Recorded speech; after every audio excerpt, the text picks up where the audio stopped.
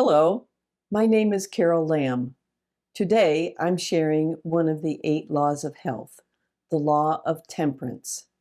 The shortest definition of temperance is don't do the harmful things and do the good things in moderation.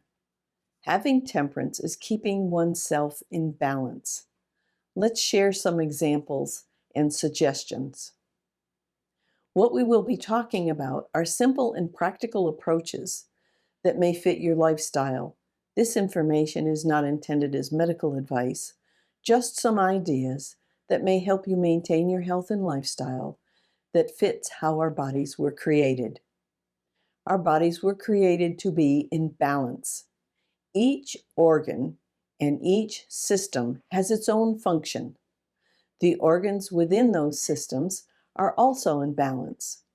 When a problem exists within a system or organ, because we are fearfully and wonderfully made, the other parts of that system shift to do their best to maintain the balance and carry the load of the problem that exists. This condition can operate unnoticed for a good length of time. Finally, however, there will be some sort of noticeable breakdown. We don't do a very good job of listening to our bodies. So the result usually comes as a surprise. How did this happen? Why did this breakdown occur? Most of the time, we cannot figure it out because we don't understand how our bodies work. Basic physiology, and we have not been educated on how to maintain wellness. 1 Corinthians chapter 9 and verse 25 says, Paul warns us to be temperate in all things. Guidelines. Number 1, avoid extremes. Often more is not better, and less is often not better. Anything you can do can be done too much. There are some things that our body does not tolerate. In these cases, balance means none. Examples of that are alcohol, tobacco, street drugs, tolerating an abusive situation, working with deadly chemicals, eating foods known to be harmful. These days, some of the above examples are not immediately apparent as harmful. Sometimes we think, but my family has always done it. More likely, we have harmful things thrust upon us because we have been told it's good for us.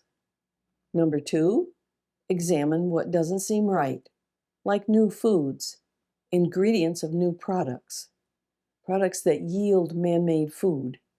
This also extends to behavior, yours and others.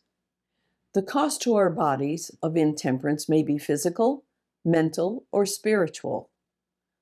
When left unrecognized or unchanged, the results get larger as time passes. The result is disease. It would be helpful to think back as to why this happened. Why is a big question. That's like peeling an onion. Problems often start before it looked like a problem. It may be helpful if you had someone to listen and assist in answering your why. Guideline number 3 is education. Research. Let's make an example of sugar.